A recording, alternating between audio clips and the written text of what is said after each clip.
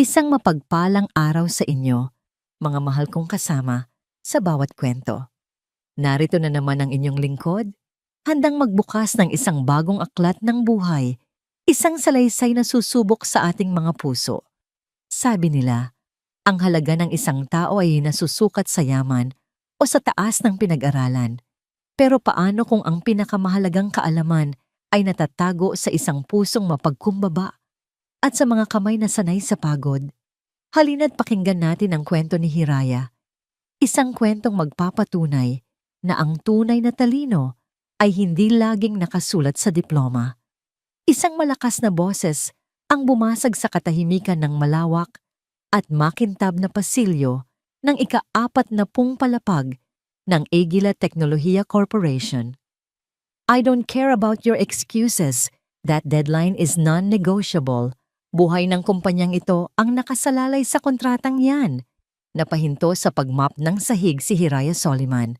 Bahagya siyang napaatras, halos gustong maging invisible sa gilid ng pasilyo. Ang boses na yon, kahit naririnig lang niya mula sa siwang ng pinto ng boardroom, ay may bigat at autoridad na kayang magpayanig sa buong gusali. Iyon ang boses ni Mr. Gideon Ciclab Reyes, ang bata at kinatatakutang CEO ng ATC. Mula sa kinatatayuan niya, aninag ni Hiraya ang anino ng mga board members sa loob, mga aninong hindi mapakali. Ngunit ang anino ni Mr. Reyes ay nananatiling matatag, parang isang turing hindi kayang matinag. Ang tanging naririnig niya ay ang mga salitang paulit-ulit na binabanggit. Deadline, Japanese investors, at higit sa lahat, Halcon na.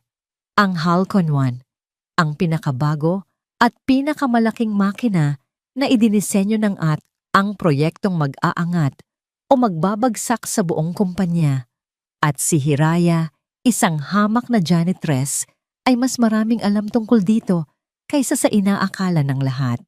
Pinagpatuloy niya ang pagmop, dahan-dahan, bawat galaw ay maingat para hindi makalikha ng ingay. Ang sahig na parang salamin ay sumasalamin sa kanyang uniforme, sa kanyang pagod na mukha, at sa pangarap na matagal na niyang ibinaon. Ang pagiging invisible ay isang sining na natutunan niya sa loob ng 2 taon niya sa kumpanyang ito. Ngumiti ka lang, tumango, at iwasan ang mga mata ng makapangyarihang tao. Iyon ang mga patakaran para mabuhay. Biglang, bumukas ng malakas ang pinto ng boardroom. Nagulat si Hiraya at hindi sinasadyang naatras ang hawak na mop. Lumabas mula sa pinto si Miss Beatrice Montenegro, ang head ng engineering department, na namumula ang mukha sa galit. Dire-diretso itong naglakad nang hindi tumitingin sa dinadaanan. At sa isang iglap, bumangga ito sa timbang puno ng tubig ni Hiraya. Ano ba? Sigaw ni Beatrice habang tumalsik ang mainit na kape mula sa hawak niyang tasa, natapon sa kanyang mamahaling puting blazer at sa sahig. Hindi ka ba tumitingin sa dinadaanan mo? Namilog ang mga mata ni Hiraya. Pasensya na po, ma'am. Pasensya. Putol ni Beatrice ang mga matay nag-aapoy. Tiningnan niya si Hiraya mula ulo hanggang paana, para bang isa itong basura. Alam mo ba kung magkano itong blazer na to? Siguro katumbas na ng 1 taon mong sweldo. Mga katulad ninyong walang pinag-aralan, dapat sa sahig lang talaga ang tingin. Ang bawat salita ay parang sampal. Naramdaman ni Hiraya ang pag-init ng kanyang mga pisngi. Niyuko niya ang kanyang ulo. Ayaw ipakita ang luhang namumuo sa kanyang mga mata. Hinawakan niya ng mahigpit ang hawakan ng mop. Ang mga kuko niya'y bumaon sa plastik. Linisin mo to. Ngayon din. Utos ni Beatrice bago ito padabog na tumalikod at naglakad palayo. Naiwan si Hiraya na nakatayo roon, nakayuko, habang ang ilang empleyadong nakasaksi ay nagbubulungan at nagpipigil ng tawa. Ang amoy ng natapong kape ay humalo sa amoy ng kahihiyan. Dahan-dahan siyang lumuhod, kinuha ang basahan at pinunasan ang mantsa sa sahig. Ang mantsa sa kanyang blazer at ang mantsa sa kanyang pagkatao. Habang naglilinis, Isang alaala ang biglang bumalik sa kanya. Isang gabi, ilang taon na ang nakalipas, nakaupo siya sa tabi ng kanyang inang may sakit. Hawak niya ang isang makapal na libro ng mechanical engineering sa isang kamay at ang payat na kamay ng ina sa kabila. "Anak, itigil mo na yung pag-aaral mo," mahinang sabi ng ina. "Hirap na sa paghinga. Magtrabaho ka na lang muna, hindi na kaya ng katawan ko." "Pero inay, malapit na po akong graduate," pakiusap ni Hiraya. Nanginginig ang boses. "Ito po ang pangarap ko." Ngumiti ang ina niya, isang malungkot na ngiti. "Ang pangarap ko ay ang gumaling ka, ang mabuhay ka ng maayos. Darating din ang panahon para sa pangarap mo, hindi ngayon." Iyon ang huling gabi na binuksan niya ang kanyang libro bilang isang estudyante. Kinabukasan, tumigil siya sa pag-aaral at naghahanap ng trabaho. At ngayon, heto siya. Naglilinis ng sahig na tinapunan ng kape ng isang babaeng marahil ay may 3 diploma na nakasabit sa dingding ng opisina nito. Natapos ang kanyang shift nang walang nakapansin sa kanya. Sumakay siya sa masikip na jeep, umuwi sa isang maliit na kwarto na inuupahan niya sa isang eskinita sa Maynila. Ang kwarto ay simple lang, isang higaan, isang maliit na mesa at isang cabinet. Pagod niyang inilapag ang kanyang bag. Ngunit sa halip na magpahinga, may ibang bagay siyang kinuha. Mula sa ilalim ng kanyang higaan, hinugot niya ang isang lumang kahon. Binuksan niya ito at sa loob ay ang tanging kayamanan niya. Hindi alahas o pera, kundi isang koleksyon ng mga luma at itinapong libro ng engineering. At sa ibabaw ng lahat, isang makapal at luma ng kwaderno na sira-sira na ang pabalat. Umupo siya sa sahig, binuksan ang kwaderno sa isang blangkong pahina. Ang mga kamay na kanina lang ay may hawak na mop. Ngayon ay maingat na humawak sa isang luma, ngunit di kalidad, na technical pen. Ipinikit niya ang kanyang mga mata. Binalikan niya ang lahat ng kanyang narinig at napansin kanina sa ATC. Ang boses ni Gideon Reyes, ang salitang Halcon 1 at higit sa lahat, ang isang bagay na napansin niya nitong mga nakaraang linggo tuwing naglilinis siya malapit sa laboratorio. Isang mahinang, halos hindi marinig na ingay. Isang panginginig na hindi normal para sa isang makina.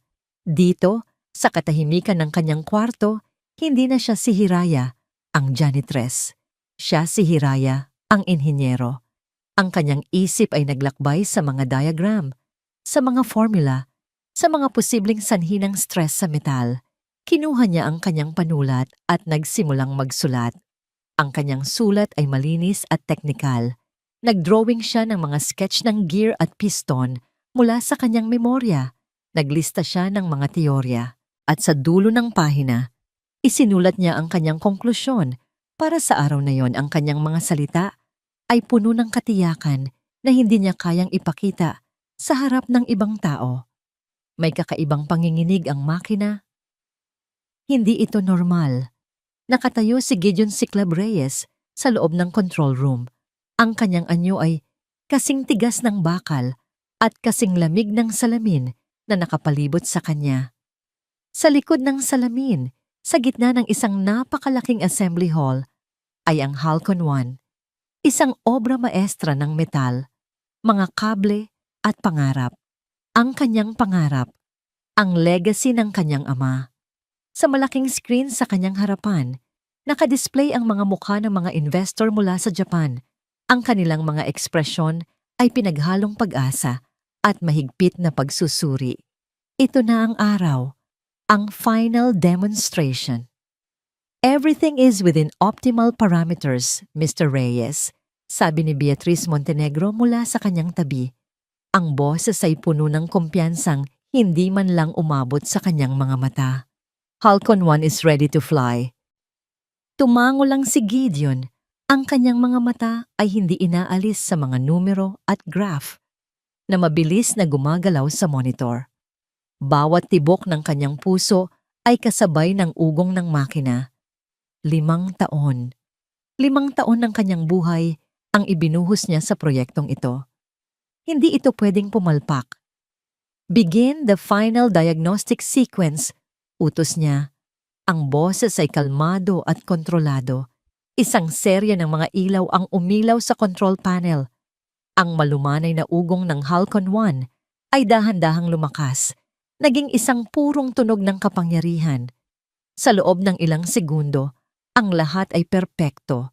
Nakita ni Gideon ang bahagyang pagtango ng pag-aproba mula kay Mr. Tanaka, ang pinuno ng mga investor. Malapit na, napakalapit na, at doon nangyari ang lahat. Ang ugong ay biglang naging isang marahas na pagyanig.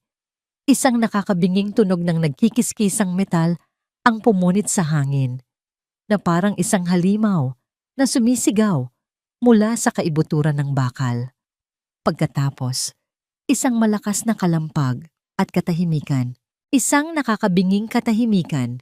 Sumunod ang walang tigil na tunog ng alarma at ang pagkurap-kurap ng mga pulang ilaw sa buong pasilidad.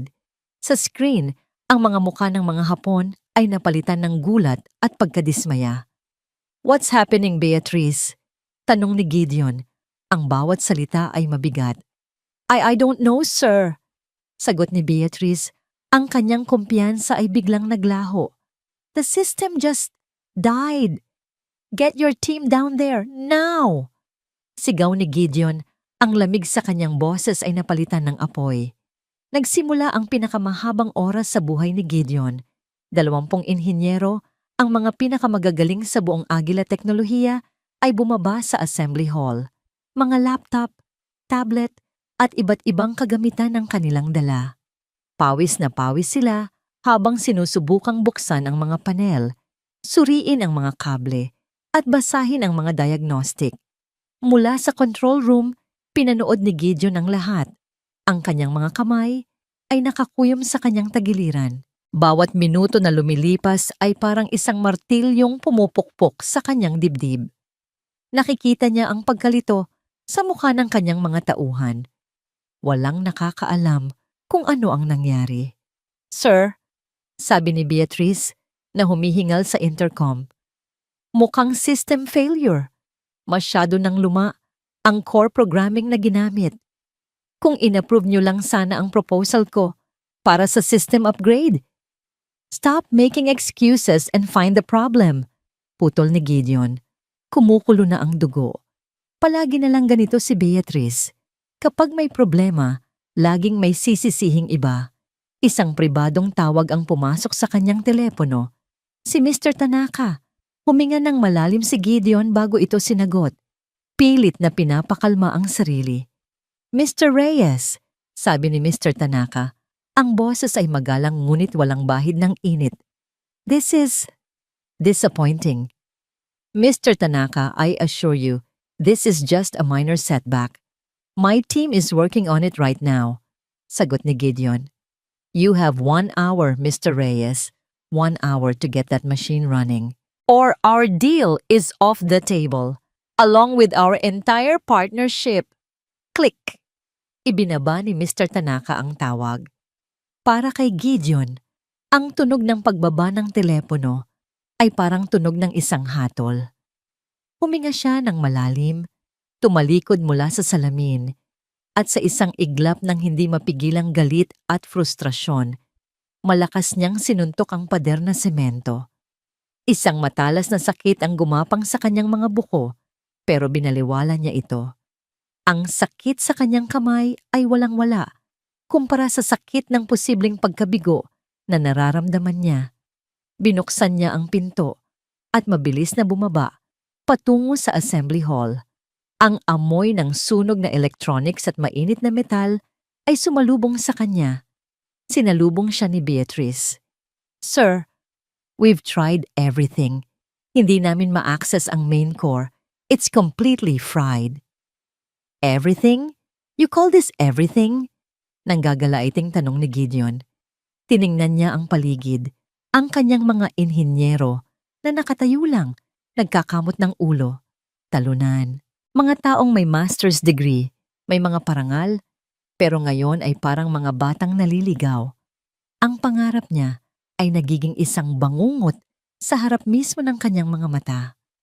Ang tiwala ng mga investor, ang trabaho ng libu-libong empleyado, ang pangalan ng kanyang ama, lahat ay unti-unting nadudurog. At sa gitna ng kanyang galit at kawalan ng pag-asa, sumigaw siya sa kanyang mga inhinyero. Ang kanyang boses ay umalingaw-ngaw sa buong assembly hall, puno ng sakit at pagkadismaya. Anong silbi ng mga diploma ninyo kung hindi ninyo ito magawa? Ang kanyang mga mata ay galit na lumibot sa buong kwarto. Tinitingnan ang bawat mukha ng kanyang mga bigong empleyado. At sa pag-ikot ng kanyang paningin, napadako ito sa isang sulok ng hall.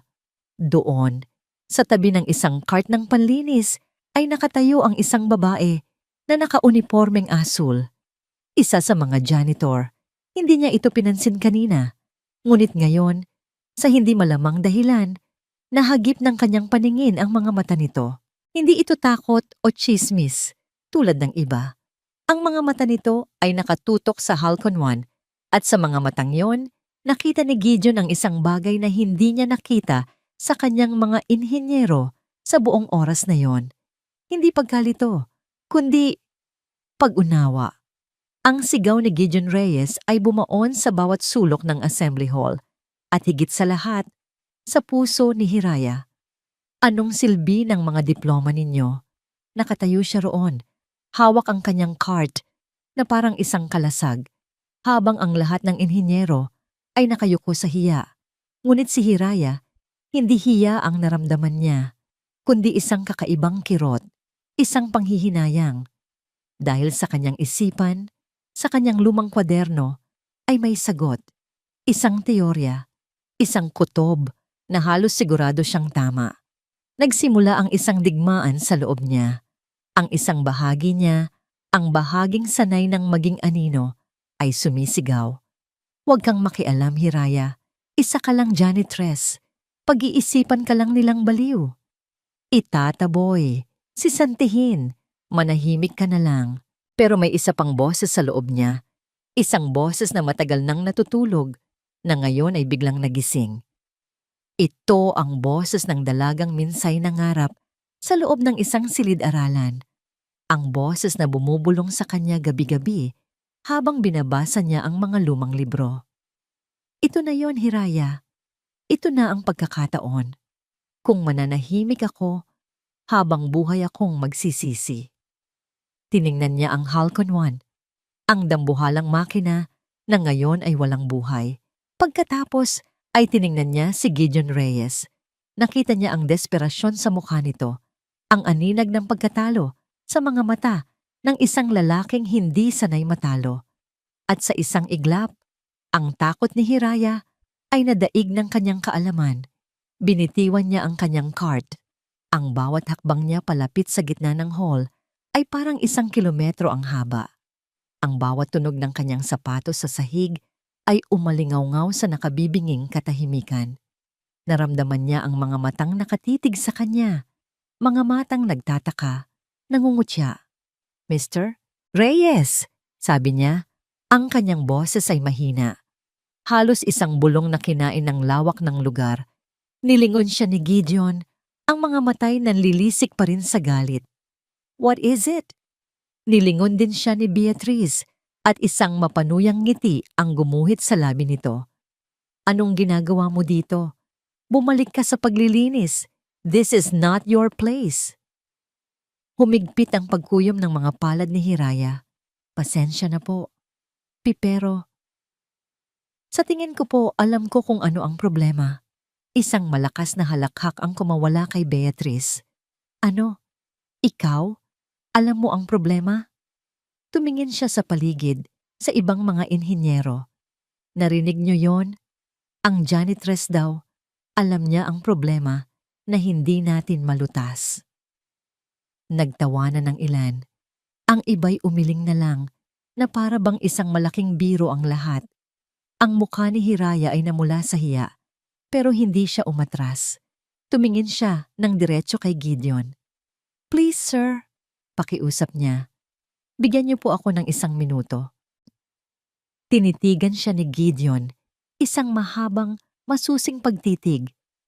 Nakita niya ang panginginig sa mga kamay nito, pero nakita rin niya ang katatagan sa mga mata nito. Isang katatagan na hindi niya nakita kanina sa kanyang mga magagaling na empleyado.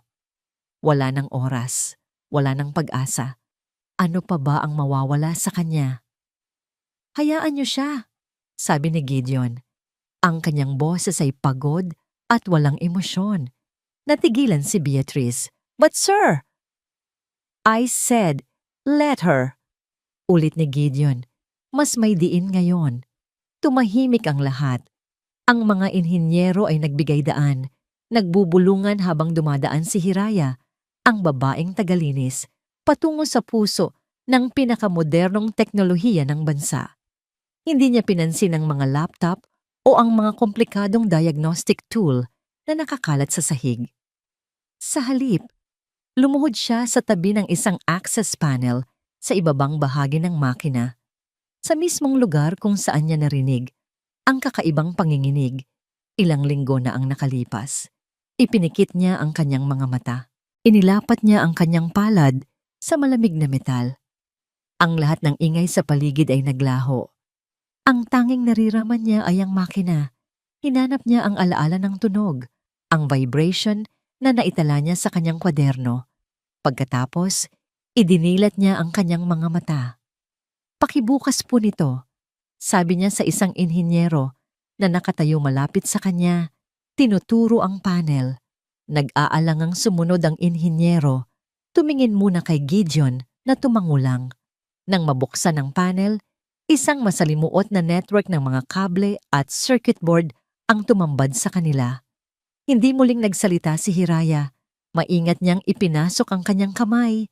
Nilagpasan ang mga pangunahing sangkap na tinitingnan ng lahat at itinuro ang isang maliit na microcontroller chip na nakatago sa likod ng isang heatsink. Ito po, sabi niya ng may katiyakan. Subukan niyo pong hawakan. Sobrang init. Isa sa mga senior engineer ang lumapit at maingat na hinawakan ng chip. Bigla niyang binawi ang kanyang kamay. Ah, mainit nga. Hindi po yan nasira.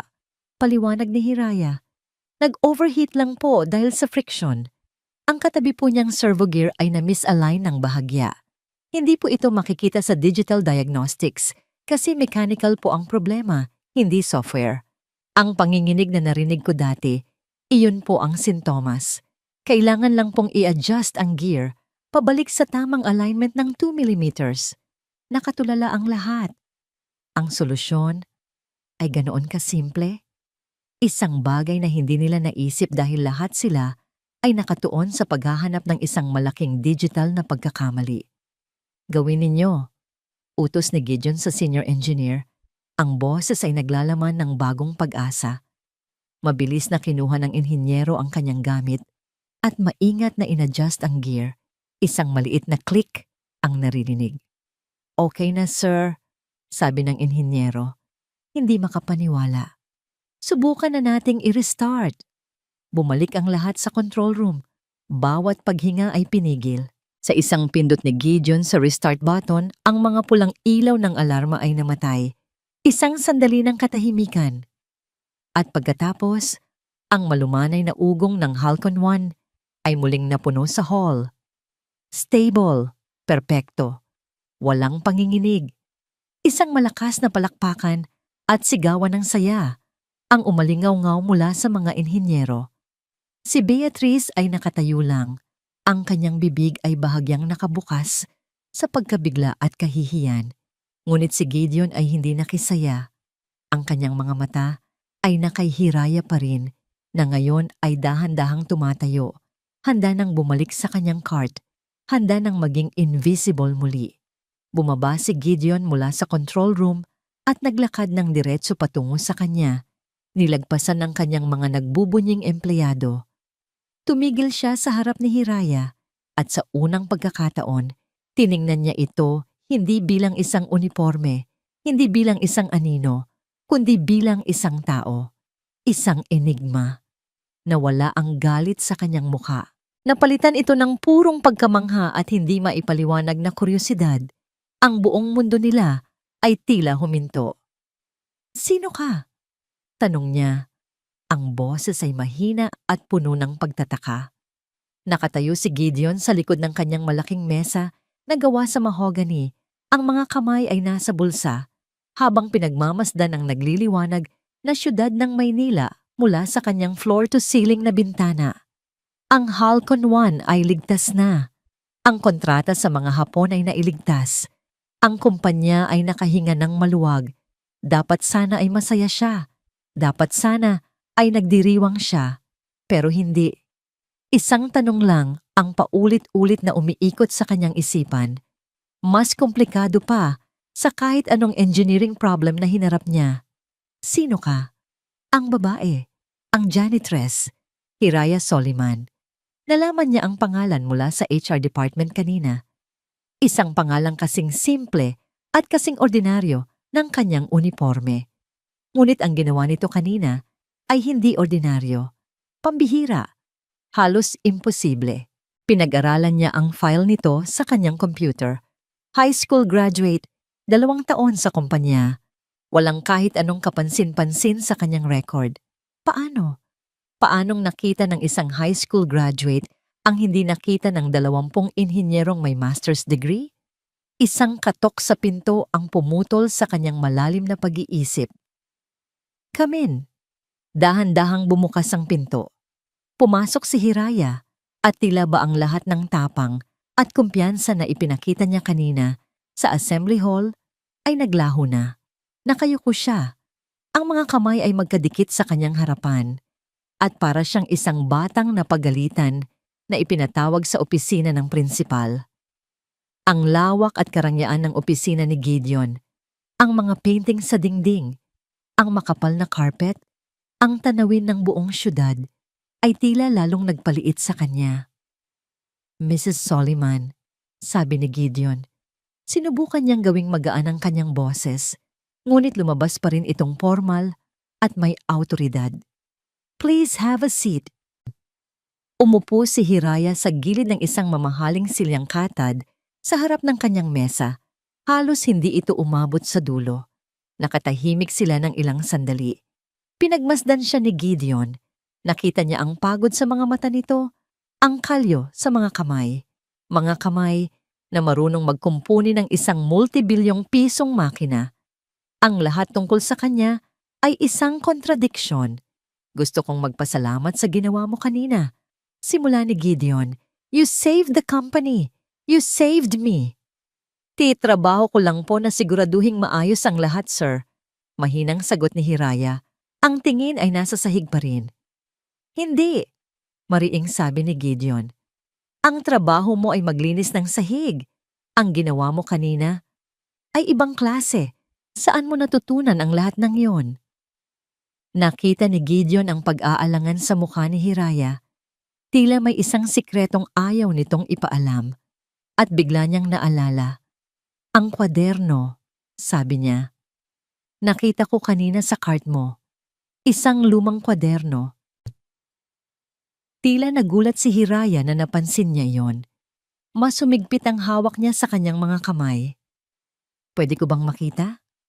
Ang tanong ni Gideon ay hindi isang pakiusap, kundi isang utos na nakabalot sa magalang na salita. Nag-atubili si Hiraya ng isang segundo, pagkatapos ay dahan-dahan niyang kinuha mula sa bulsa ng kanyang uniforme ang isang luma at gasgas ng kwaderno. Inilapag niya ito sa makintab na mesa na parabang ito ang pinakamahalagang bagay sa mundo.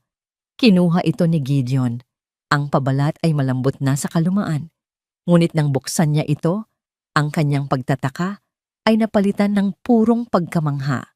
Ang mga pahina ay puno ng sulat kamay na mga tala, mga diagram na mas malinis pa sa gawa ng ilang drafter niya, mga komplikadong kalkulasyon at mga obserbasyon na nagpapakita ng isang malalim na pag-unawa sa makinarya. Nakita niya ang mga drawing ng Halcon 1 na may mga notasyon sa gilid na tinutukoy ang mga posibleng kahinaan nito. Kasama na roon ang misalignment ng servo gear. Nag-aaral ka ba? Tanong ni Gideon. Hindi inaalis ang tingin sa kwaderno. Umiling si Hiraya. Huminto na po ako. Noon pa. Bakit? Sa wakas, Nagangat ng tingin si Hiraya at sa mga mata nito nakita ni Gideon ang isang bakas ng sakit at panghihinayang. Ikinuwento niya ang tungkol sa kanyang ina, ang pagkakasakit nito at ang pangarap na kinailangan niyang isuko para magtrabaho at itaguyod ang kanilang buhay. Ikinuwento niya ito ng simple, walang drama, walang paninisi, isang simpleng katotohanan ng buhay. Isinara ni Gideon ang kwaderno at maingat na ibinalik sa kanya. Ngayon, naiintindihan na niya. Ang babaeng ito ay hindi lang matalino, matatag siya, mapagmahal, at nasasayang ang kanyang talino sa paglilinis ng sahig. Isang malaking pagkakamali na hindi na niya hahayaang magpatuloy pa. Sumandal siya sa kanyang silya at tinitigan si Hiraya. Aguila Tecnología has a scholarship program for deserving individuals, sabi niya. It covers full tuition in any engineering school of your choice, plus allowance. I am offering it to you.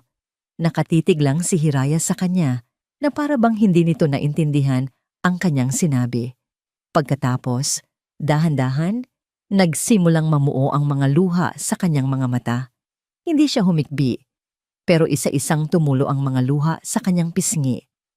Mga luha ng gulat, ng pasasalamat, ng isang pangarap na akala niya'y habang buhay, nang patay na, biglang nabuhay muli. Ang tanawing iyon ay may ginawa sa puso ni Gideon. Ang babaeng ito, na buong tapang na hinarap ang isang imposibleng sitwasyon, ay umiiyak ngayon dahil sa isang alok na para sa kanya ay nararapat lang. Hindi lang ito scholarship, Miss Soliman, sabi ni Gideon. Ang kanyang boses ay mas malumanay na ngayon. Isa itong pamumuhunan sa isang pambihirang talento. Tumayo siya, lumakad palibot sa mesa, at tumayo sa tabi ni Hiraya.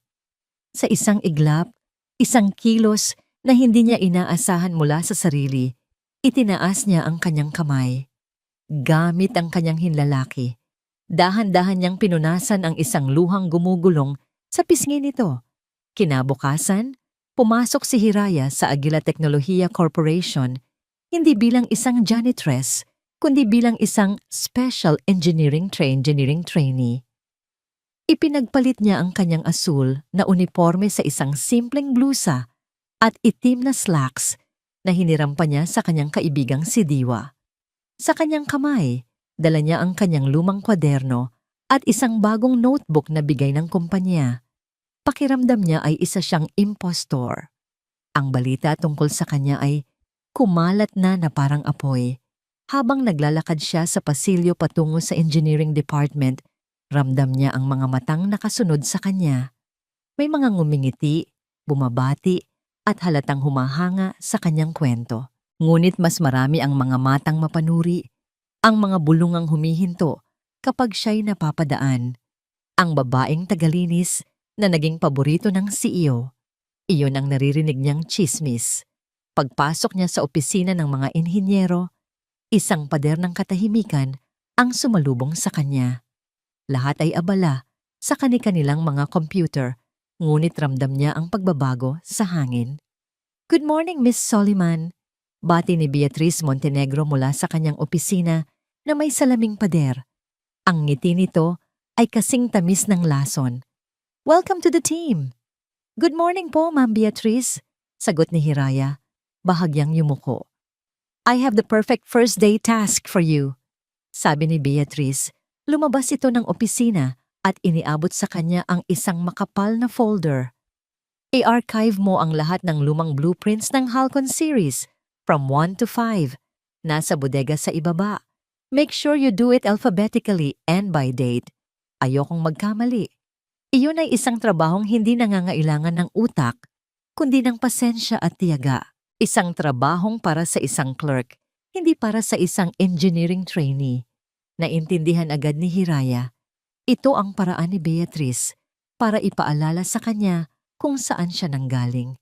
Tumangulang si Hiraya. Masusunod po. Inihatid siya sa isang maliit na mesa sa pinakasulok ng opisina, malayo sa lahat. Walang bumati sa kanya. Walang nag-alok ng tulong. Nagsimula ang kanyang araw sa pag-aayos ng mga maalikabok na papel sa isang malamig at madilim na bodega. Habang ang mga inhinyerong kasama niya sa itaas ay nagdidiskusyon tungkol sa mga bagong disenyo. Ang pader sa pagitan nila ay hindi lang gawa sa semento, kundi sa diploma at karanasan. Samantala, sa ika-40 palapag, sinadya ni Beatrice na dumaan sa tapat ng opisina ni Gideon. Nakita niyang bukas ang pinto, kaya kumatok ito ng bahagya. "Gideon," sabi niya na may ngiti, "I just want to commend you for your generosity. It's a very inspiring story." "She deserves it, Beatrice." Simpleng sagot ni Gideon, hindi nag-aangat ng tingin mula sa mga papeles na binabasa. Of course, mabilis na sabi ni Beatrice. Lumapit siya ng kaunti. "I just hope na she sees it for what it is, a professional opportunity. Alam mo na, baka isipin niyang may utang na loob siya sa'yo in a different way. She seems very ambitious. We just need to manage her expectations." Sa wakas, nag-angat ng tingin si Gideon. Nakita niya ang kislap sa mga mata ni Beatrice, isang kislap ng babala na nakabalot sa kunwaring pag-aalala. "I can handle my people, Beatrice. Just make sure you give her a chance to learn," sabi ni Gideon, at muling ibinalik ang atensyon sa kanyang trabaho. Malinaw na tapos na ang usapan. Umalis si Beatrice na may bahagyang pagkadismaya, ngunit may bago ng plano sa kanyang isipan. Kung hindi niya kayang sirain ang tiwala ni Gideon sa pamamagitan ng salita, gagawa siya ng paraan para sirain mismo si Hiraya. Nang gabing iyon, sa kanilang paboritong kainan, ang tahanang silungan, ikinuwento ni Hiraya ang lahat kay Diwa. "Para akong multo doon, Diwa," sabi niya habang hinahalo ang kanyang pagkain. "Nandoon ako, pero hindi nila ako nakikita." "Hayaan mo sila," sabi ni Diwa. Ang kanyang boses ay matatag. "Inggit lang yan, lalo na yang si Beatrice. Mag-ingat ka sa kanya, Hira. Ang mga taong tulad niya, mapanganib kapag naramdaman nilang natatapakan sila." "Hindi ko naman siya tinatapakan," malungkot na sabi ni Hiraya. "Para sa kanya, oo," giit ni Diwa. "Ikaw ang nagligtas ng araw na dapat ay sa kanya. At ngayon, may atensyon ka pa ng CEO. Sa mundo niya, mortal na kasalanan yon." Alam ni Hiraya na tama si Diwa, ngunit ano ang magagawa niya?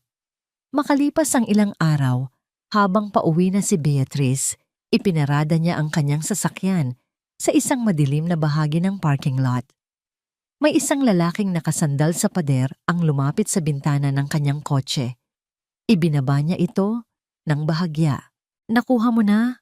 tanong ni Beatrice. Tumango ang lalaki. "Nasa USB na lahat ng kailangan mo. Keylogger, file transfer protocol. Hindi nila ito madedetect." "Good," sabi ni Beatrice. Kinuha niya ang isang sobrang makapal mula sa kanyang bag at iniabot ito kasama ng isang maliit na USB. "Ito ang bayad at ito ang gagamitin mo." Kinuha ng lalaki ang sobre at ang USB. "Kailan ko sisimulan?" Isang masamang nangiti ang gumuhit sa mga labi ni Beatrice. "Maghintay ka ng senyas ko." Umalis ang lalaki at nawala sa dilim. Naiwan si Beatrice sa loob ng kanyang kotse. Kinuha niya ang kanyang telepono at may tinawagan. "Hello? Ako to," sabi niya sa kabilang linya. "Simulan mo nang i-monitor ang lahat ng galaw niya sa computer. I want to know every file she opens, every email she sends." May sinabi ang kausap niya. "Hindi," sagot ni Beatrice. Ang kanyang boses ay malamig at puno ng determinasyon. Nag-start siya ng makina ng kotse. "Hindi pa ngayon. Hihintayin natin ang tamang pagkakataon. Kapag nakuha na niya ang tiwala ng lahat, at doon natin siya babagsakin." Ibinaba niya ang tawag. Habang paalis siya sa parking lot, muli siyang ngumiti. Isang ngiting hindi aabot sa kanyang mga mata. Sa kanyang isipan, naririnig na niya ang susunod niyang utos sa lalaki kanina. Gawin mo na ang sinabi ko. Siguraduhin mong magmumukha siyang magnanakaw. Nakatayo si Gideon sa lobby ng isang lumang gusali sa Maynila. Ang address na ibinigay sa kanya ni Hiraya. Ang kanyang mamahaling European na sasakyan ay tila isang alien sa makipot na kalye. Habang naghihintay, naramdaman niya ang isang kaba na matagal na niyang hindi naramdaman. Isang kaba na hindi dulot ng isang multibilyong pisong deal, kundi ng isang simpleng hapunan. Pag-uusapan lang natin ang study plan mo. Iyon ang sinabi niya kay Hiraya sa telepono. Isang manipis na dahilan. Alam niya yon. At sa tingin niya, alam din ni Hiraya. Ngunit pareho nilang tinanggap ang dahilan na yon dahil mas madali iyon kaysa aminin ang totoong dahilan. Na gusto lang niyang makasama ito muli sa labas ng opisina. Maya-maya, lumabas si Hiraya mula sa isang maliit na eskinita. Nakasuot siya ng isang simpleng floral dress at sandals, walang kolorete sa mukha, at ang buhok niya ay nakalugay lang. Sa paningin ni Gideon, mas maganda pa ito kaysa sa kahit sinong babaeng nakita niya na nakabihis ng mga damit na gawa ng sikat na designer. Nang makita ni Hiraya ang sasakyan at si Gideon na nakasandal dito, bigla itong natigilan. Ang kumpiyansa sa kanyang paglalakad ay biglang nawala. Dahan-dahan itong lumapit. Ang mga mata ay nanlalaki habang tinitingnan ang makintab na itim na kotse. "Sir," sabi nito, halos pabulong. "Sigurado po kayo?" Ngumiti si Gideon, isang totoong nangiti. "It's just a car, Hiraya. Halika na." Pinagbuksan niya ito ng pinto. Nag-atubili pa si Hiraya bago pumasok, na para bang natatakot na madumihan ang mamahaling leather na upuan. Habang nagmamaneho sila, ramdam ni Gideon ang tensyon sa pagitan nila. Dinala niya ito sa isang maliit at tahimik na restaurant na nakatago sa isang sulok ng Makati. Hindi ito magarbong lugar, ngunit ang pagkain ay masarap at ang ambience ay mainit at pribado. Ito ang lugar na pinupuntahan niya kapag gusto niyang takasan ang mundo ng korporasyon. "So, about your study plan," simula ni Gideon nang makaupo sila. Ngunit habang nagsasalita siya tungkol sa mga kurso at schedule, ang kanyang mga mata ay nasa paraan ng pakikinig ni Hiraya. Ang kanyang mga mata ay kumikinang sa bawat salitang may kinalaman sa pag-aaral, sa engineering. Ang kanyang passion ay totoo, hindi ito peke. "Bakit mo ito gustong-gusto?" Biglang tanong ni Gideon, itinigil ang usapan tungkol sa eskwelahan. Nagulat si Hiraya sa tanong. "Pipo? Kasi gusto ko pong lumikha. Gusto ko pong intindihin kung paano gumagana ang mga bagay-bagay na kapag may nasira, alam kong kaya kong ayusin." Ang simpleng sagot na yon ay tumama kay Gideon.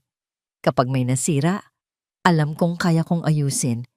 Isang bagay na hindi niya naramdaman sa loob ng mahabang panahon. "Alam mo," sabi ni Gideon, sumandal sa kanyang upuan at tinitigan ito. "I used to be like that. Puno ng passion. Pero habang tumatagal ka sa industriyang ito, you become cynical. Nagsisimula kang magtiwala na lang sa kung ano ang nakasulat sa papel, sa diploma, sa resume." "Bakit po?" tanong ni Hiraya. Huminga ng malalim si Gideon. Nagpasya siyang sabihin dito ang isang bagay na iilan lang ang nakakaalam. "Dahil minsan na akong nagtiwala sa isang tao. He was the most brilliant engineer I knew. Top of his class. Lahat ng parangal nakuha niya. He was my best friend. Ipinagkatiwala ko sa kanya ang isang napakahalagang disenyo at ibinenta niya ito sa ating kakumpetensya." Nakita niya ang pagbabago sa mukha ni Hiraya. Mula sa kuryosidad, naging pag-unawa at awa. "He almost destroyed this company, my father's company." Pagpapatuloy ni Gideon, ang kanyang boses ay may bahid ng pait. "Mula noon, sinabi ko sa sarili ko na hindi na ako muling magtitiwala sa talento lang. Kailangan ko ng patunay. Kailangan ko ng credentials. Kaya naging ganito ako. malamig, mapaghanap ng pruweba. Tumingin siya ng diretso sa mga mata ni Hiraya hanggang sa dumating ka. Hindi nagsalita si Hiraya, nakinig lang siya. At sa kanyang katahimikan, naramdaman ni Gideon ang isang pag-unawa na hindi maibibigay ng kahit anong salita. Matapos ang hapunan, sa halip na ihatid ito pa uwi, nag-drive siya papunta sa isang maliit na parke. Naglakad sila sa ilalim ng mga bituin. Ang tanging ingay ay ang tunog ng mga kuliglig at ang mahinang ugong ng syudad sa malayo. "Salamat po sa hapunan, sir," sabi ni Hiraya. "At sa pagkukwento." "Gideon," sabi niya. "Call me Gideon. Wala tayo sa opisina." Ngumiti si Hiraya. "Salamat, Gideon." Nagpatuloy sila sa paglalakad. At sa isang hindi maipaliwanag na dahilan, sa isang kilos na tila may sariling isip, iniabot ni Gideon ang kanyang kamay at hinawakan ang kamay ni Hiraya. Hindi ito tumanggi. Ang kanyang mga daliri ay kusang isinara sa paligid ng kamay nito. Ang kanyang kamay ay maliit at medyo magaspang, isang paalala ng buhay na kanyang pinagdaanan. Ngunit para kay Gideon, ito ang pinakatotoong bagay na nahawakan niya sa loob ng maraming taon. Nang ihatid niya ito sa tapat ng eskinita nila, pinatay niya ang makina ng sasakyan. Natahimik sila sa loob. Ang tanging ilaw ay mula sa poste sa labas, na lumilikha ng mga anino sa kanilang mga mukha. Humarap si Hiraya sa kanya. "Ingat ka sa pag-uwi." Tumango lang si Gideon. Bago pa ito makalabas ng kotse, nagsalita siya. Ang kanyang boses ay seryoso at puno ng isang emosyong hindi niya pinapakita sa iba. "Huwag mong hayaang baguhin ka ng mundo, Hiraya. May mga katulad kong naghahanap ng liwanag na tulad mo." Ilang linggo na ang lumipas. Dahan-dahan, natututunan na ni Hiraya kung paano gumalaw sa loob ng engineering department. Ang mga dating mapanuring tingin ay napalitan na ng paggalang mula sa iilan, lalo na nang makatulong siyang i-debug ang isang minor issue sa software ng Halcon One. Ang kanyang mesa sa sulok ay hindi na parang isang isla. May mga inhinyero ng paminsan-minsan ay lumalapit para magtanong ng kanyang opinyon. Ang pinakamalaking pagbabago ay ang relasyon niya kay Gideon. Hindi na sila nag-uusap sa labas ng opisina pagkatapos ng gabing iyon, ngunit may isang hindi nakikitang ugnayan na nabuo sa pagitan nila. Isang simpleng pagtango kapag nagkakasalubong sila sa pasilyo. Isang maliit na ngiti na para sa kanya lang. Ang mga maliliit na bagay na yon ay sapat na para bigyan si Hiraya ng lakas ng loob na magpatuloy.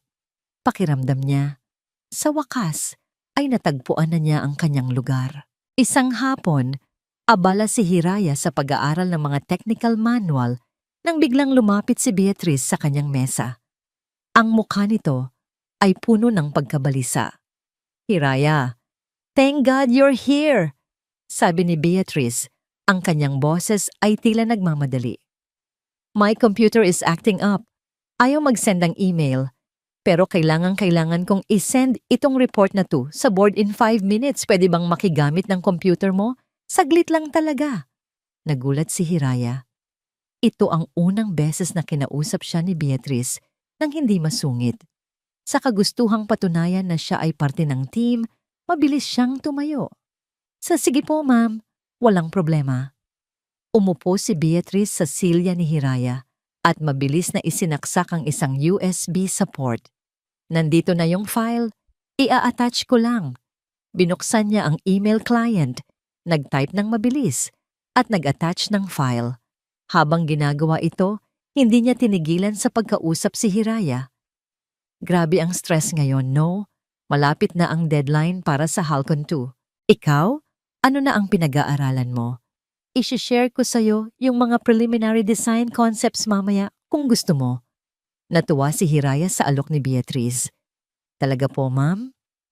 "Oo naman," sabi ni Beatrice habang patuloy na nagtatype. Ang kanyang mga mata ay nakatutok sa screen. Pinapanatili ang atensyon ni Hiraya sa email. "You deserve to learn. You have potential." Habang sila'y nag-uusap, Hindi napansin ni Hiraya ang isang maliit na progress bar sa pinakagilid ng screen, halos natatakpan ng ibang window. Isang progress bar na walang pangalan, mabilis na napupuno ng kulay berde. Ang hard drive ng kanyang computer ay umugong ng bahagya, ngunit inakala niyang dala lang iyon ng malaking file na ina-attach ni Beatrice.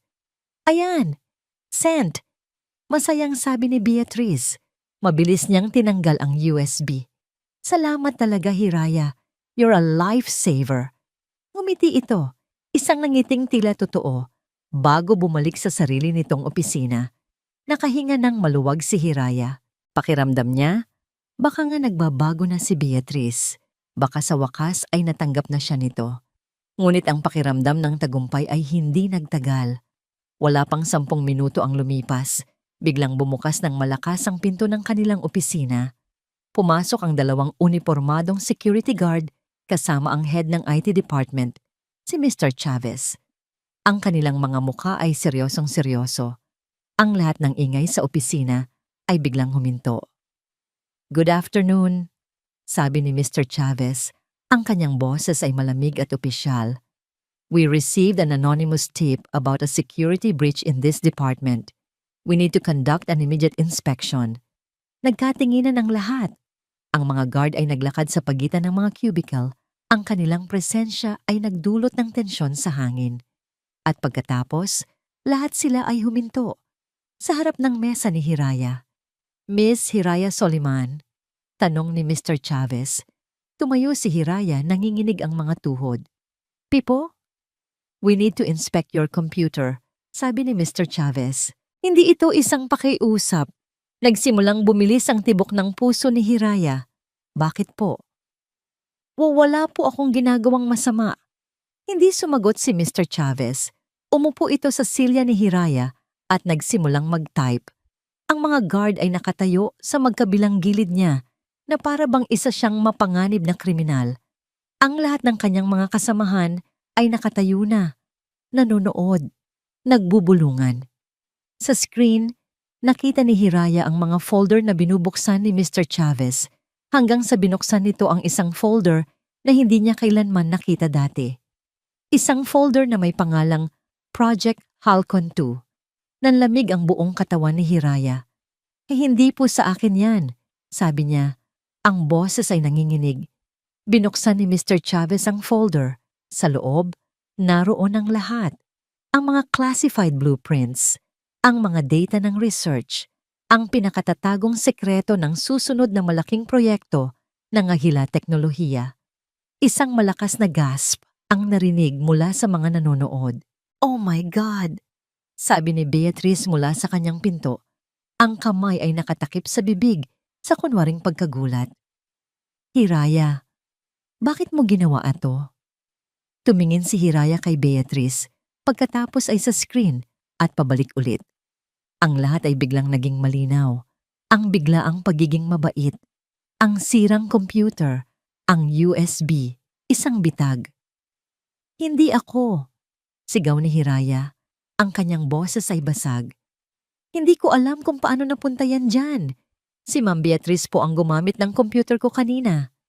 Tumingin ang lahat kay Beatrice, na umiling lang na may malungkot na ekspresyon.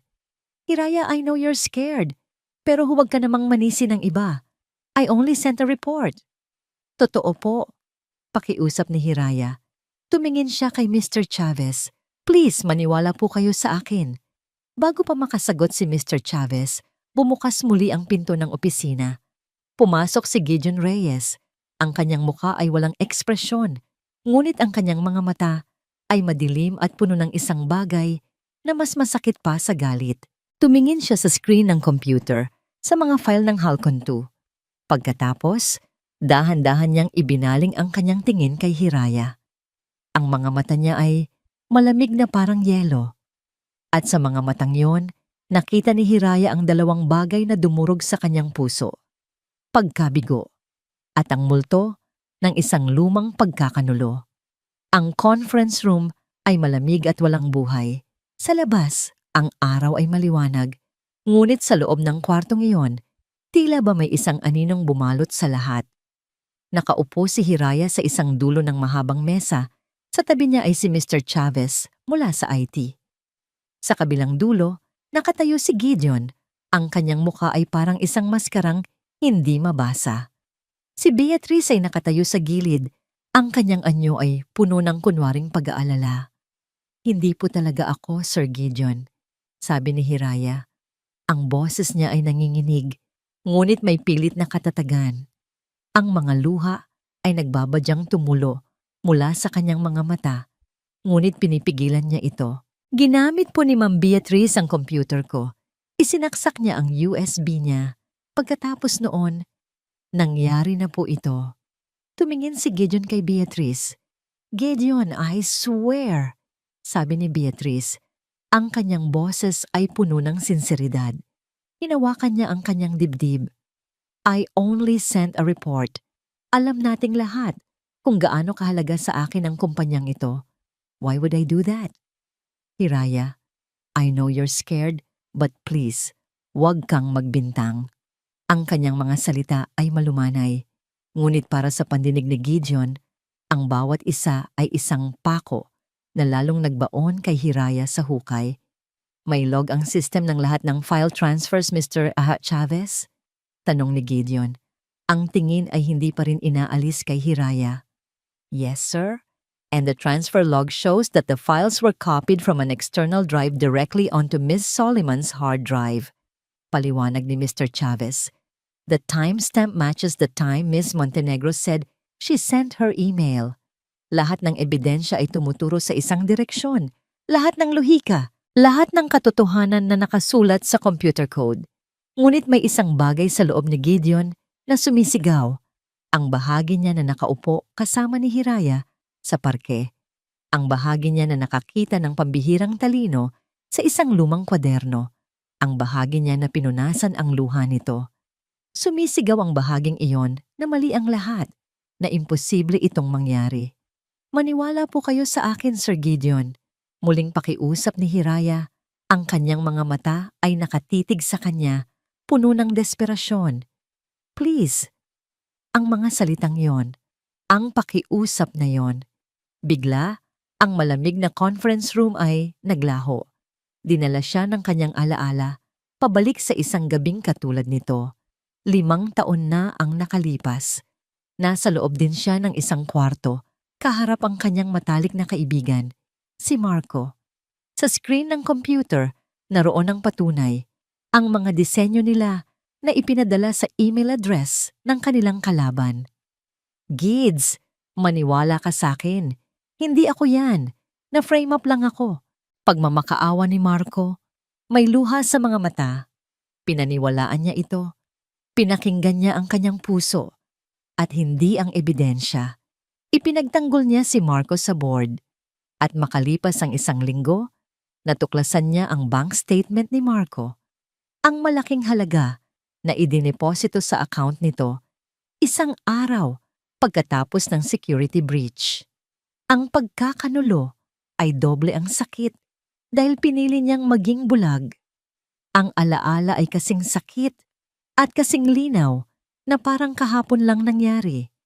At ngayon, habang tinitingnan niya si Hiraya, ang mukha nitong puno ng luha, ang mga mata nitong nagmamakaawa, ang mukha ni Marco, ang nakikita niya. Ang parehong pakiusap, ang parehong sitwasyon, ang kasaysayan ay umuulit. At sa pagkakataong ito, hindi na siya magpapauto sa kanyang emosyon. Enough, sabi ni Gideon. Ang kanyang boses ay biglang naging kasing tigas ng bato. Natigilan si Hiraya. Ang lahat sa kwarto ay napatingin kay Gideon. Isang malamig na awtoridad ang bumalot sa kanya. Isang pader na itinayo niya para protektahan ang kanyang sarili at ang kanyang kumpanya. The evidence is clear, sabi niya. Ang kanyang mga mata ay malamig na nakatitig kay Hiraya. As CEO of this company, my primary responsibility is its security and integrity. I have to follow protocol. Gideon! Bulong ni Hiraya, ang pangalan niya ay isang basag na tunog mula sa mga labi nito. Ngunit ang Gideon na nakilala niya sa parke ay wala na. Ang nasa harap niya ngayon ay si Mr. Reyes, ang CEO. Miss Hiraya Soliman, effective immediately. You are suspended, pending a full investigation. Surrender your company ID and all access passes to security. You are to be escorted out of the building. Ang bawat salita ay formal, walang emosyon, at bawat isa ay parang punyal na sumasaksak sa puso ni Hiraya. Nakita niya ang pagguho ng lahat sa mga mata ni Hiraya. Ang pag-asa, ang tiwala, ang liwanag na hinangaan niya. Lahat ay namatay sa isang iglap. Tumayo si Hiraya. Ang kanyang likod ay tuwid, ngunit ang kanyang mga balikat ay nanghihina. Hindi na siya umiyak. Ang kanyang mukha ay blangko. Ang kanyang mga mata ay walang buhay. Tumingin siya ng diretso kay Gideon, hindi na bilang isang empleyado sa kanyang boss, kundi bilang isang taong nasaktan sa isang taong pinagkatiwalaan niya. Ang akala ko, iba ka. Sabi niya, ang kanyang boses ay mahina, ngunit malinaw sa nakabibinging katahimikan ng kwarto. Pero pare-pareho lang pala kayong lahat. Walang ibang salita. Tumalikod siya at naglakad palabas ng pinto. Kasunod ang mga security guard. Hindi siya lumingon pabalik. Naiwan si Gideon na nakatayo roon habang ang mga huling salita ni Hiraya ay umuulit-ulit sa kanyang isipan na parang isang sirang plaka. Ang malamig na pader na itinayo niya sa paligid ng kanyang puso ay nagsimulang magkaroon ng mga bitak. Ginawa niya ang tama para sa kumpanya. Ngunit sa kaibuturan niya, alam niyang gumawa siya ng isang napakalaking pagkakamali. Walang naramdaman si Hiraya habang naglalakad siya sa pasilyo, kasunod ang dalawang security guard. Ang pakiramdam niya ay lumulutang siya, na ang kanyang kaluluwa ay humiwalay sa kanyang katawan. Narinig niya ang mga bulungan ng mga dati niyang kasamahan habang siya'y dumadaan. Mga salitang parang bubuyog na umuugong sa kanyang tainga, pero hindi niya maintindihan ang kahulugan. Sayang. Akala ko pa naman, magnanakaw. Huminto sila sa tapat ng isang maliit na locker. Ito ang locker kung saan nakalagay ang mga gamit niya bilang janitress dati. At ngayon ay dito na rin niya inilalagay ang kanyang mga notebook. Walang emosyon niyang binuksan ito. Ang kanyang mga kamay ay gumalaw ng kusa. Kinuha ang kanyang bag, ang kanyang payong, at ang ilang personal na gamit. Sa ilalim ng lahat, naroon ang isang libro ng Advanced Calculus na hiniram niya sa library ng kumpanya. Malamig ito sa kanyang paghawak na parang isang piraso ng yelo. Isinara niya ang locker sa huling pagkakataon. Ang metal na kalampag nito ay parang tunog ng pagsasara ng isang kabanata ng kanyang buhay. "Ma'am, your ID?" Sabi ng isang guard, hindi makatingin ng diretso sa kanya. Kinuha niya ang ID na nakasabit sa kanyang leeg. Tinitigan niya ang kanyang litrato, isang babaeng nakangiti, puno ng pag-asa, tila ibang tao. Dahan-dahan niya itong inabot sa guard. Habang ineskortan siya palabas ng gusali, nagsimulang bumuhos ang malakas na ulan. Wala siyang pakialam. Naglakad siya sa gitna ng ulan. Hinayaan ng malamig na tubig na basain ang kanyang buhok at damit. Ang bawat patak ay parang luhang hindi niya kayang ilabas. Hindi siya umuwi kaagad. Ang kanyang mga paa ay dinala siya sa isang pamilyar na lugar, ang tahanang silungan. Umupo siya sa kanilang paboritong mesa sa sulok na nakaharap sa bintana. Ang mga patak ng ulan ay gumuguhit sa salamin. Ginagawang malabo ang mundo sa labas. Kasing labo ng kanyang kinabukasan. Umorder siya ng kape, ngunit hindi niya ito ininom. Pinanood niya lang ang pag-akyat ng singaw mula rito hanggang sa tuluyan itong lumamig. Ang sakit ay hindi pa lubusang dumarating. Ang nararamdaman niya ay isang malawak na kawalan. Parang may isang malaking butas na nabuo sa kanyang dibdib. Nawala ang kanyang trabaho. Nawala ang kanyang pangarap, ngunit ang pinakamasakit sa lahat ay ang pagkawala ng kanyang tiwala. Ang mga mata ni Gideon, ang lamig, ang pagkabigo. Iyon ang paulit-ulit na bumabalik sa kanyang isipan. Pare-pareho lang pala kayong lahat. Sinabi niya yon sa galit. Pero ngayon, habang mag-isa siya, naramdaman niya ang bigat ng katotohanan sa mga salitang yon. Sa mundo ng mga mayayaman at makapangyarihan, ang isang tulad niya ay palaging magiging tagalabas, isang piyesang madaling itapon kapag hindi na kailangan. Hira? Isang pamilyar na boses ang pumunit sa kanyang pag-iisa. Nag-angat siya ng tingin. Nakatayo sa kanyang harapan si Diwa, basa rin sa ulan. Ang muka ay puno ng pag-aalala. Kanina pa kita tinatawagan. Nabalitaan ko ang nangyari. Okay ka lang ba? At sa tanong na yon, ang pader na itinayo ni Hiraya sa paligid ng kanyang puso ay tuluyang gumuho. Ang panhid na nararamdaman niya ay biglang napalitan ng isang matinding sakit. Nagsimulang manginig ang kanyang mga labi. Umiling siya at ang mga luhang kanina pa niya pinipigilan ay bumuhos na parang agos ng sirang dam. Umupo si Diwa sa tabi niya at niyakap siya ng mahigpit. Doon, sa balikat ng kanyang kaibigan, humagulhol si Hiraya. Isang iyak na puno ng sakit, ng galit, ng nawasak na pangarap. Ibinuhos niya ang lahat. Ang kahihiyan, ang pakiramdam ng pagkakanulo, ang bigat ng pagiging walang kapangyarihan. Nang gabing iyon, sa kanyang maliit na kwarto, pagkatapos siyang ihatid ni Diwa, umupo si Hiraya sa sahig. Ang kanyang mga mata ay maga sa kaiiyak. Tiningnan niya ang paligid. Ang kwartong ito, na dati saksi sa kanyang mga pangarap, ay tila naging isang kulungan. Binuksan niya ang kanyang bag at inilabas ang kanyang mga gamit. Ang mga libro, ang mga notebook, at sa huli, ang pinakamahalaga sa lahat, ang kanyang luma, gasgas, at pinag-ingatang kwaderno.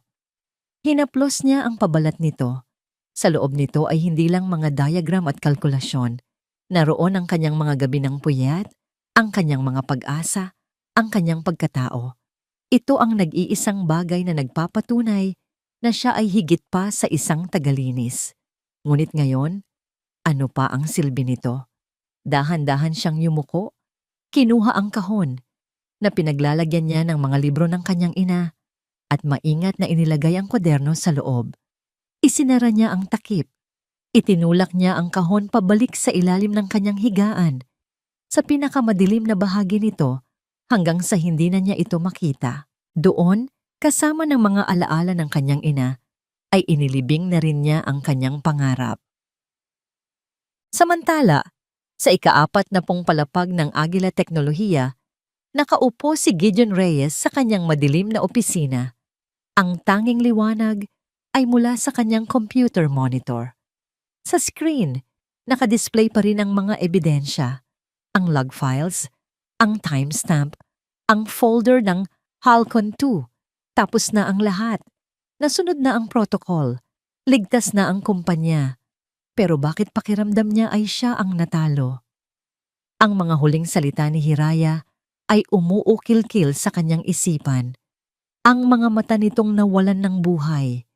Ang tiwalang winasak niya. Tumingin siya sa bintana. Sa syudad na kumikinang sa gitna ng gabi. Isang tanong ang nabuo sa kanyang isipan. Isang tanong na kinakatakutan niyang malaman ang sagot. Ibinulong niya sa katahimikan ng kanyang opisina. Ginawa ko ba ang tama? Hindi makatulog si Gideon. Pabalik-balik siya sa kanyang malawak na silid sa penthouse. Ang malambot na carpet ay hindi man lang lumilikha ng ingay sa bawat hakbang niya. Sa labas, ang syudad ay isang dagat ng mga kumikinang na ilaw. Ngunit sa kanyang paningin, ang lahat ay kulay abo. Ang tanong na binitiwan niya sa kanyang opisina kanina ay umaling-awngaw sa bawat sulok ng kanyang isipan. Ginawa ko ba ang tama? Ang protocol ay nagsasabing oo. Ang ebidensya ay nagsasabing oo. Ang masakit niyang nakaraan ay sumisigaw ng oo. Pero ang imahe ni Hiraya, ang kanyang mga matang puno ng talino, habang inaayos ang Halcon 1, Ang kanyang mga matang puno ng pangarap habang pinag-uusapan nila ang engineering. At sa huli, ang kanyang mga matang nawalan ng lahat ng liwanag ay bumubulong ng hindi. Sumuko siya. Hindi niya kayang matulog hanggat hindi niya nauubos ang lahat ng posibilidad. Naglakad siya papunta sa kanyang home office, umupo sa harap ng kanyang high-tech na computer setup, at sa ilang click, na-access niya ang security server ng Agila Teknolohiya. Hinanap niya ang footage mula sa CCTV camera na nakatutok sa area ng engineering department kaninang hapon. Pinanood niya ang lahat sa normal na bilis. Nakita niya si Hiraya na abala sa pagbabasa. Nakita niya si Beatrice na lumapit, ang mukha ay balisa. Nakita niya ang pag-uusap nila. Walang audio ang camera, ngunit nababasa niya ang mga galaw. Ang pagmamadali ni Beatrice, ang pagpayag ni Hiraya. Pinanood niya habang si Beatrice ay nakaupo sa computer ni Hiraya. Mabilis itong nag-type.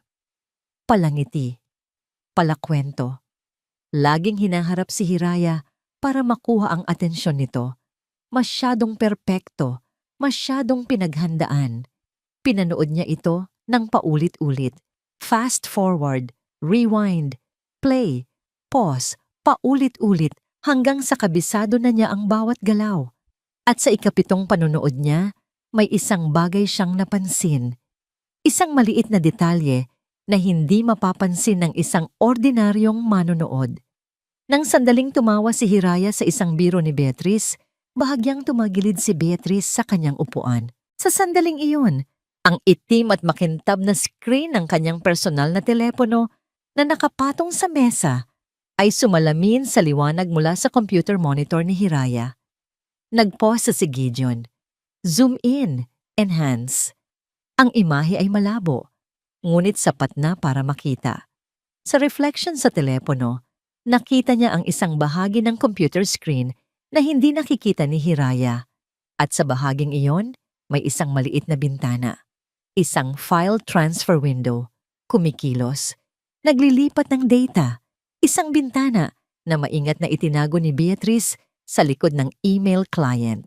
Hindi ito patunay, ngunit ito ay isang butas. Isang maliit na butas sa perpektong kwento ni Beatrice. Samantala, sa maliit na kwarto ni Hiraya, tapos na siyang umiyak. Ang natira na lang ay isang pagod na katawan at isang basag na puso. Nakaupo sa tabi niya si Diwa, hindi ito umalis kahit hating gabi na.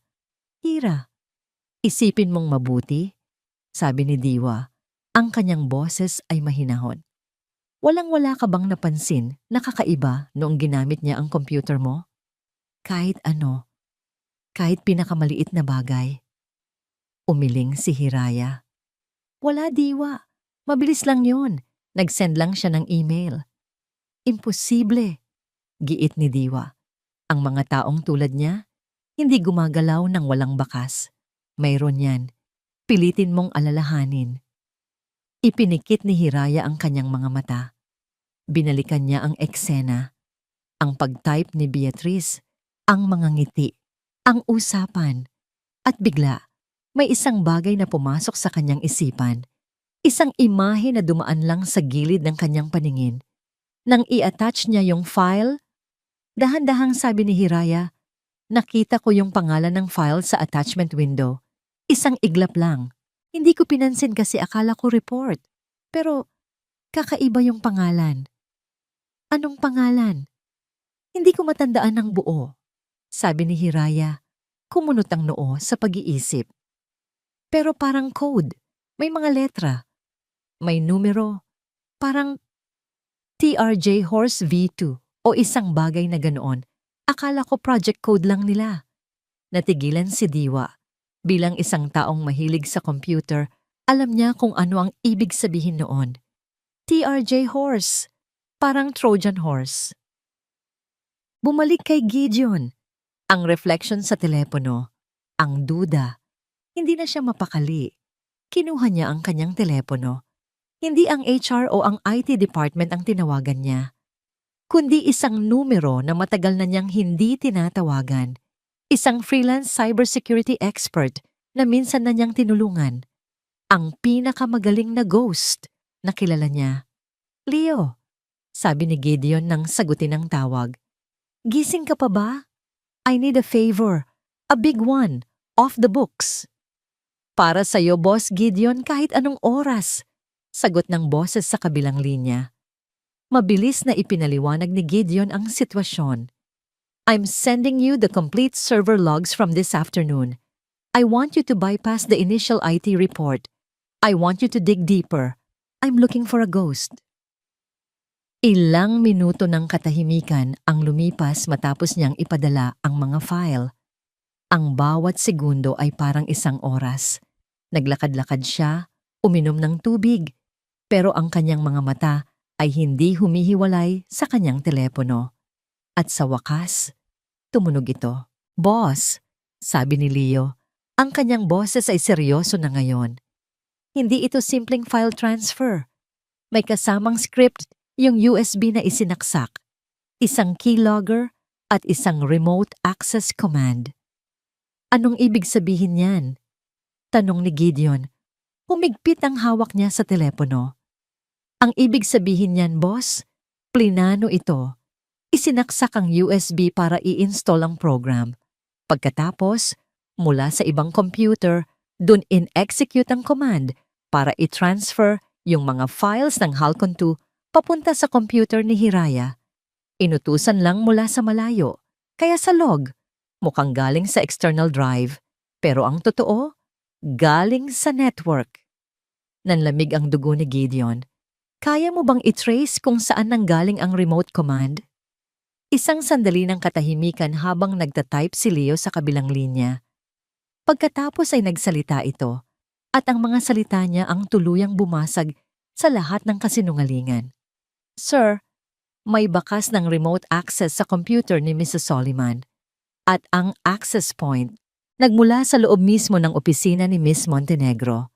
Kinabukasan, isang urgent board meeting ang ipinatawag ni Gideon Reyes. Ang anunsyo ay biglaan at misteryoso na nagdulot ng alon ng espekulasyon sa buong ika-40 palapag. Pumasok si Beatrice Montenegro sa boardroom na may ngiti sa kanyang mga labi. Ito na ang kanyang tagumpay. Wala na si Hiraya. At sa pulong na ito, sigurado siyang ia-anunsyo ni Gideon ang kanyang promosyon bilang pinuno ng buong Halcon 2 project. Nakasuot siya ng kanyang pinakamagandang power suit, handa para sa kanyang koronasyon. Naabutan niyang naroon na ang lahat ng board members, at si Gideon ay nakatayo sa dulo ng mesa. Ang kanyang likod ay nakaharap sa kanila habang nakatingin sa bintana. Ang hangin sa loob ng silid ay mabigat at puno ng tensyon. "Good morning, everyone. Thank you for coming on such short notice," sabi ni Gideon. Dahan-dahang humarap. Walang emosyon ang kanyang mukha, ngunit ang kanyang mga mata ay parang nagbabagang asero. "I called this meeting to discuss the recent security breach and to finalize the investigation regarding Miss Hiraya Soliman." Tumango-tango ang mga board member. Tumingin si Beatrice kay Gideon, naghihintay sa kanyang papuri. "We all saw the initial evidence." Pagpapatuloy ni Gideon. "The files were on her computer. The logs pointed to a transfer from an external drive. It was an open and shut case." Lumakad siya palapit sa gitna ng mesa. "But something bothered me. It was too clean, too perfect." Nagsimulang makaramdam ng kaunting kaba si Beatrice. "So I hired an independent expert to conduct a deep dive analysis of our servers bypassing our internal IT protocols," sabi ni Gideon. Ang kanyang mga mata ay sandaling sumulyap kay Beatrice bago muling tumingin sa lahat. And what he found was enlightening. Ikinonekta ni Gideon ang kanyang laptop sa malaking screen sa dingding. Ang unang ipinakita niya ay ang CCTV footage. Pansinin ninyo ang screen ng telepono ni Miss Montenegro. Pinalaki niya ang imahe. Ang malabong reflection ng file transfer window ay kitang-kita. Namilog ang mga mata ng mga board member. Si Beatrice ay biglang nanlamig. "That proves nothing. It could be anything." Mabilis niyang depensa. Tama. Kalmadong sabi ni Gideon. It could be anything. Which brings me to my next point. Ang sumunod na lumabas sa screen ay isang komplikadong diagram ng network traffic, puno ng mga linya at code. This is the network log. According to our IT, a simple file transfer happened. But according to my expert, it wasn't. It was a remote command. Ipinaliwanag ni Gideon ang tungkol sa Trojan, kung paano ito itinanim, at kung paano ito inactivate mula sa malayo. And where did that remote command originate? You ask? Tanong ni Gideon sa silid. Sa isang click, isang pangalan ang lumabas sa screen sa malalaking pulang letra na may kasamang IP address at workstation number. Beatrice V. Montenegro. Isang malakas na gasp ang narinig sa buong boardroom. Lahat ng mata ay napunta kay Beatrice. Ang mukha ni Beatrice ay namutla na parang papel. That's fabricated. That's impossible. You're framing me. Sigaw niya, ang kanyang boses ay naging matinis. Am I? Tanong ni Gideon. Ang kanyang boses ay nanatiling mapanganib na kalmado. Bakit ko gagawin yon, Beatrice? Para protektahan ang isang janitress? O baka naman ginawa mo ito dahil hindi mo matanggap na isang hamak na tagalinis ang nakakita sa problemang hindi mo nakita? Dahil naramdaman mong nanganganib ang posisyon mo. Lies. All lies. Habang nagwawala si Beatrice, isang mahinang katok ang narinig sa pinto. Bumukas ito. Ang lahat ay napalingon. Pumasok si Hiraya. Hindi na siya nakayuko. Ang kanyang likod ay tuwid. Ang kanyang mga mata ay matatag. Nakasuot siya ng simpleng damit. Ngunit ang kanyang presensya ay may bigat at dignidad. Sa tabi niya ay si Diwa. What is she doing here? Sigaw ni Beatrice, nanginginig sa galit at takot. I invited her, sabi ni Gideon, because this meeting is not just about clearing her name. It's about giving her the apology she deserves. From me and from this entire company. Humarap si Gideon kay Hiraya. Hiraya, I'm sorry. I was blinded by my past. I failed you. I broke your trust. Ngunit bago pa makasagot si Hiraya, tuluyan nang nawala sa sarili si Beatrice. Ang kanyang pagkukunwari ay gumuho, at ang lumabas ay purong desperasyon at galit. Siya? Siya ang pinaniniwalaan mo? Dumuro si Beatrice kay Hiraya. Isang babaeng walang diploma, walang karanasan. Samantalang ako, I gave my whole life to this company. Ako ang dapat mamuno sa Halcon 2. Hindi siya. I deserve that promotion. Pinaghirapan ko yon.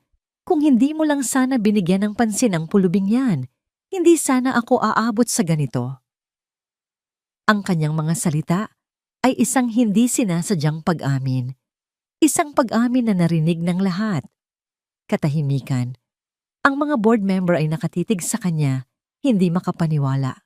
Si Beatrice mismo ay natigilan na pagtantong isiniwalat na niya ang sarili niyang kasalanan. Binuksan ni Gideon ang pinto at pumasok ang dalawang security guard na nag-escort kay Hiraya palabas kahapon. Beatrice Montenegro, sabi ni Gideon. Ang kanyang boses ay pinal at walang awa. You are fired and you will face legal charges for corporate sabotage and data theft. Escort her out. Habang kinukuha ng mga guard ang nanginginig na si Beatrice, huling beses itong tumingin kay Hiraya. Ang mga mata ay nag-aapoy sa galit at pagkasuklam. Hindi pa tayo tapos. Sigaw niya habang kinaladkad siya palabas. Isinara ang pinto. Ang tensyon sa silid ay biglang nawala. Napalitan ng isang nakakabinging katahimikan. Lahat ng mata ay nasa kay Hiraya at Gideon, na ngayon ay nakatayo sa magkabilang dulo ng isang mahabang mesa at isang mas malawak na agwat ng nasirang tiwala. Kinabukasan, ang araw ay sumikat na parang walang nangyaring kaguluhan. Ngunit para kay Hiraya, ang lahat ay nagbago. Nakatanggap siya ng isang opisyal na email mula sa HR department. Isang formal na paghingi ng tawad, ang pagbabalik ng kanyang posisyon, at isang alok para sa isang mas mataas na sahod. Binasa niya ito. Ngunit hindi niya naramdaman ang saya na inaasahan niya. May kulang pa rin. Hapon na nang magpasya siyang pumunta sa tahanang silungan. Kailangan niya ng pamilyar na lugar. Kailangan niyang mag-isip. Habang nakaupo siya roon, umiinom ng mainit na tsokolate, isang anino ang tumabon sa kanyang mesa. Pag-angat niya ng tingin, nakita niya si Gideon Reyes. Hindi siya nakasuot ng kanyang mamahaling suit.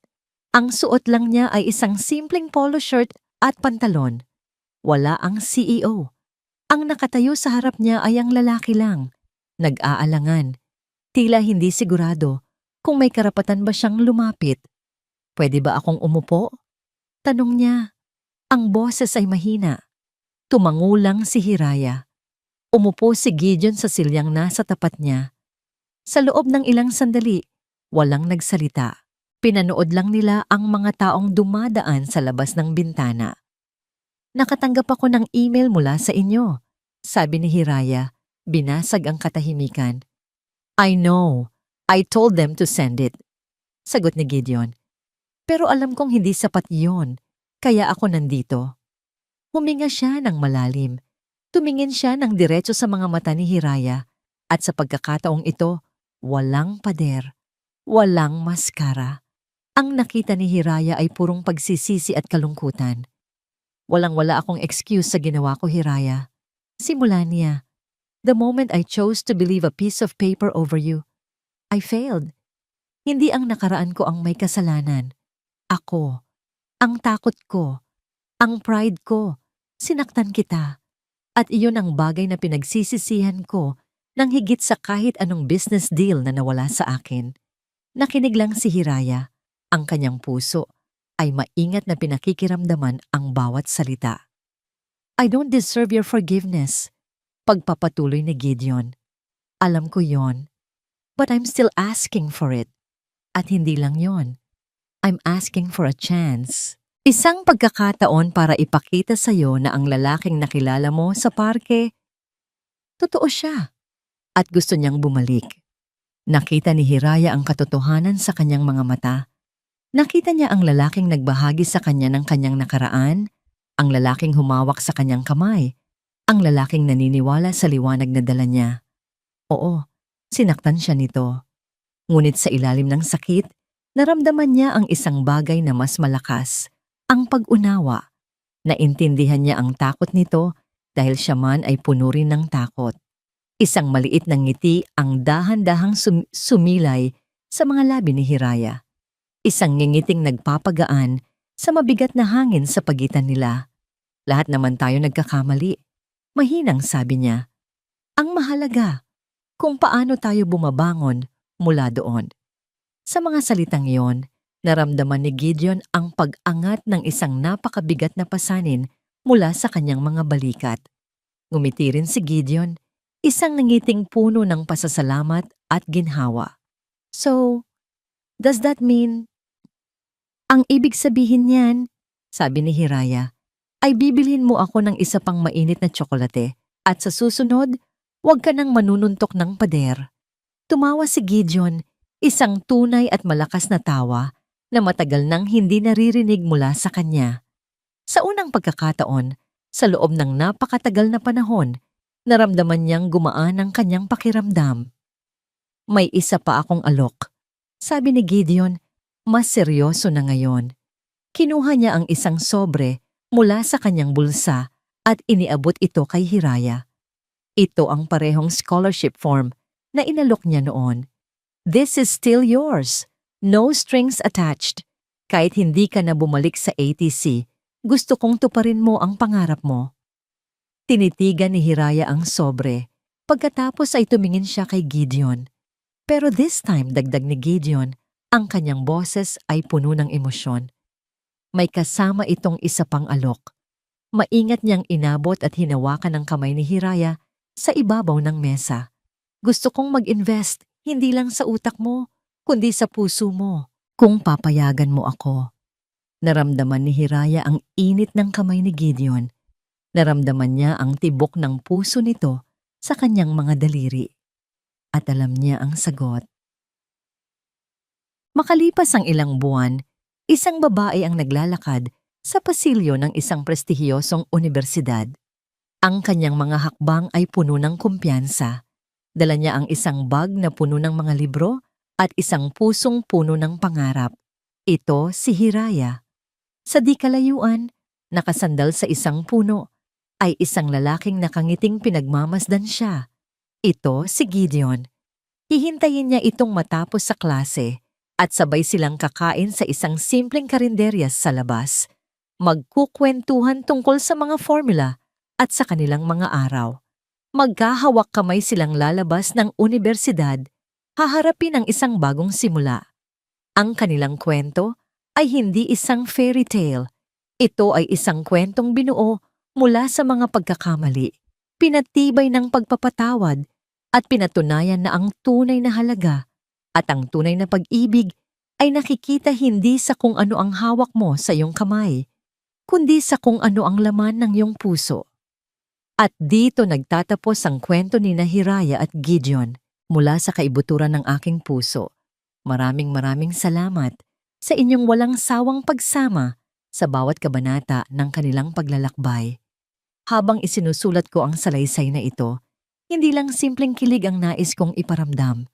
Nais kong lumikha ng isang kwento na may bigat, may puso, at may aral na mananatili sa atin. Isang paalala na ang tunay na halaga ay hindi nakikita sa papel o posisyon, kundi sa tibay ng loob at busilak na puso. Isang kwento ng pagpapatawad, hindi lang sa iba, kundi pati na rin sa ating mga sarili. At higit sa lahat, isang kwento ng pag-asang laging may bagong umaga na naghihintay pagkatapos ng pinakamadilim na gabi. Ngayon, nais ko namang marinig ang inyong tinig. Ano ang pinakapaborito ninyong bahagi? Anong aral ang tumatak sa inyong puso? Ang inyong mga komento ay hindi lang simpleng salita. Ito ang nagsisilbing ilaw at inspirasyon para sa mga susunod pang kwentong ating pagsasaluhan. Kwento at kilig.